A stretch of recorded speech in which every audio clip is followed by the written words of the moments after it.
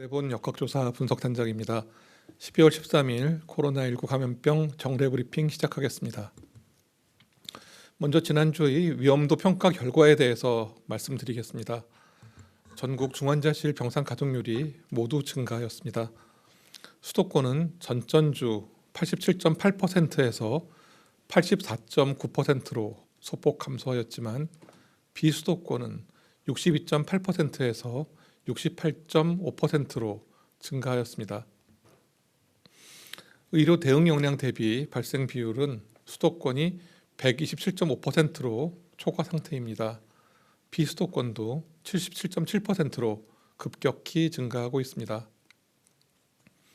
일평균 확진자 수는 6,068명으로 역대 최다를 기록하였습니다.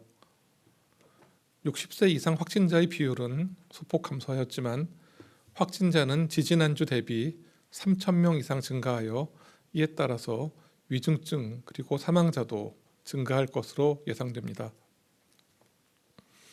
검사 양성률은 전전주의 2.19%에서 2.46%로 증가하였습니다. 예방접종 지표는 60세 이상 3차 접종률이 31.4%로 지난주 대비 13.3%로 3% 증가하였습니다. 12월 12일 일상회복지원위원회 방역의료 분과는 종합적인 위험도를 전국, 수도권 그리고 비수도권 모두 매우 높음으로 평가하였습니다. 또한 다음 주 위중증과 사망자 증가로 이어질 가능성이 높으며 60세 이상의 신속한 3차 접종과 중고등학생 접종 완료가 필요하다고 보았습니다. 그리고 수도권 의료 대응 역량 한계 초과가 지속되고 있고 비수도권도 곧 의료 역량 한계에 도달할 우려가 있으며 재택치료 확대가 필요함을 강조하였습니다. 다음은 코로나19 주간 발생 동향입니다. 12월 2주 재원 중인 위중증 환자 수는 60대 이상이 672명, 40에서 50대가 108명, 30대 이하가 27명이었습니다.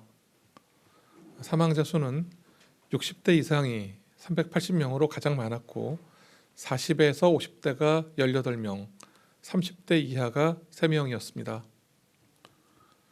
최근 5주간의 사망자 1254명 중 백신 미접종자 그리고 1차 접종자는 51%인 640명, 2차 접종자는 46.6%인 584명, 3차 접종자는 2.4%인 30명입니다. 60대 이상 연령 중 미접종 또는 1차 접종만을 받으신 분들은 7.5%에 불과하나 한 주간 전체 사망의 절반이 여기서 발생하는 안타까운 일들이 이어지고 있습니다. 최근 1주간 코로나19 국내 발생 신규 환자는 일평균 6,068명으로 전주 대비해서 38.2% 증가하여 확산세가 지속되고 있습니다. 주간 감염 재생산 지수는 전국 1.23으로 유행 상황이 지속되고 있으며 수도권이 1.2, 비수도권은 1.31입니다. 전주 대비해서 모든 연령군에서 일평균 발생률이 증가하였고 19세 이하와 60대 이상 연령군에서 지속적으로 높은 발생률을 보이고 있습니다. 60대 이상 연령군의 11월 2주 대비 10만 명당 일평균 발생률은 5.7명에서 16.3명으로 증가하였고 전체 확진자의 35%를 차지하는 비중입니다. 학령기 연령군의 인구 10만 명당 발생률은 전전주 10.2명에서 15명으로 약 1.5배 높아졌고 특히 15세 이하 연령군의 경우에는 16.7명으로 높은 발생률을 보이고 있습니다. 3차 접종률이 높은 요양병원 시설의 집단 감염은 감소세로 3차 접종의 효과가 나타나고 있으나 접종률이 낮은 18세 이하 청소년 확진자가 증가하고 있습니다. 12월 11일 기준으로 변이 바이러스의 국내 감염 및 해외 유입 사례는 델타형 변이가 국내 98.9%, 국외 94.7%이고 오미크론형 변이가 66건 확인되었습니다.